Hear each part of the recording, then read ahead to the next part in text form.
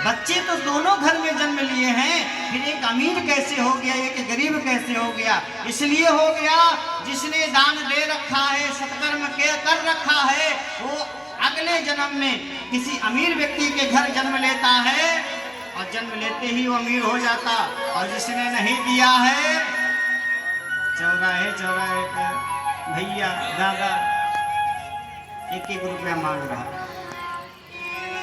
फिर मांगने की नौबत नहीं आवे, इसलिए दान करो। क्योंकि एन केन विधि दीन है, दान करे कल्याण, इसलिए दान करना चाहिए। लेकिन ये सारी बातें प्रथा कहाँ से चलेगी? जब आप सुनेंगे, कथा सुनेंगे। और नहीं सुनेंगे भैया तो जैसे माता सती की दुर्दशा हुई ना, वो दुर्दशा होगी। आज हमारे समाज में जो इतनी अव्यवस्थाएं फैली, उसका कारण क्या है? हम सुनते नहीं। हर व्यक्ति सुनाना चाहता है, कोई सुनना नहीं चाहता। और जब तक आप सुनेंगे नहीं ना, तब तक काम बनेगा नहीं। इसलिए सुनो, सुनोगे तब जानोगे। इसीलिए तो तुलसी बाबा कहते हैं कि जाने बिनु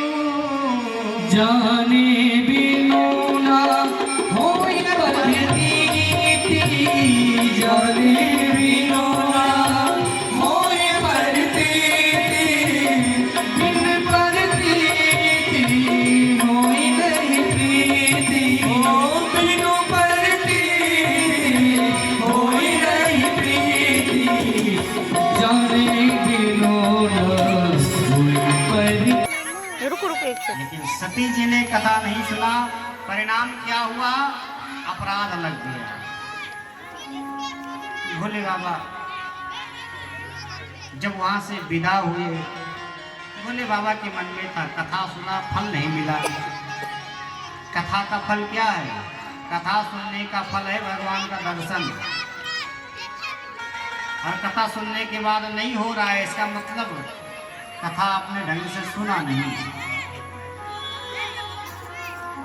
हम तो आज ये अनुभव कर रहे हैं कि आज तीसरे दिन में इतने भगवान यहाँ आ गए हैं। हाँ, यहाँ से वहाँ तक केवल को सुनी तो हमारा हार्ट फेल हो जाएगा, फिर मैं जिंदा नहीं रहूंगा। उठा के लिए ही रख दिया और कहा है संत महाराज, हमारे पति देव की बुद्धि खराब है, उनकी सोच खराब है, इसलिए आपसे प्रार्थना है कि हमारे घर में ये झोपड़ियाँ दिख रही है ना, ये गायब हो जाए और बढ़िया सुंदर घर बन जाए। तपस्या का प्रभाव था, झोपड़ी गायब हो गई, सुंदर घर। पंडितानी ने कहा जाने दो, अरे पड़ोसी सुखी रहेगा तो कम से कम कोई आपत्ति विपत्ति आएगा तो वही ना साथ देगा। इसलिए पड़ोसी का सुखी होना बहुत आवश्यक है। और एक बात मैं आपसे और निवेदन करूं,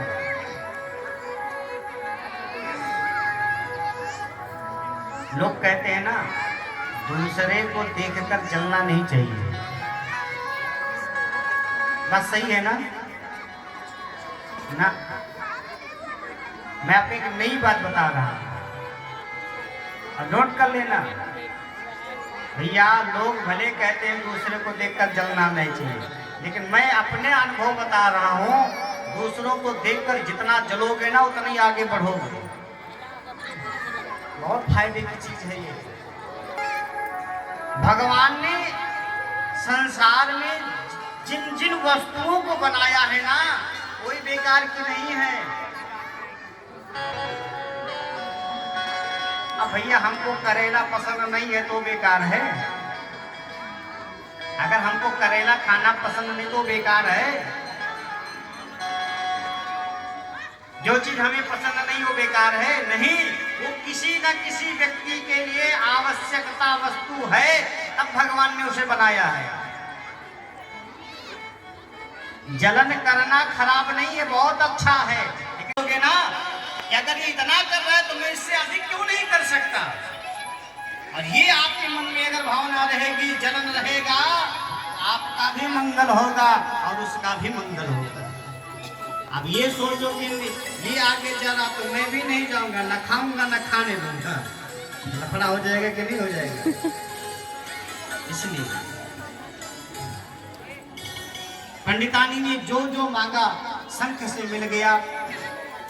शाम को पंडित जी वापस आए और जैसे पंडित जी आए, पंडित जी ने देखा तो झोपड़ी गायब, बढ़िया महल बना था, खूब धन दौलत घर में हो गया। पंडित जी समझ गए पंडितानी का चाल है।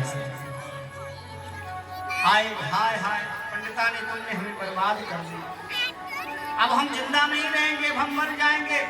अरे देखो पड़ोसी का घर कितना बड़ा हो गया है, लहलहाते हुए उसके घर में देखो कितने प्रकार के धन संपत्ति भरे हुए हैं, अब हमें से देखा नहीं जा रहा, अब हम मर जाएंगे।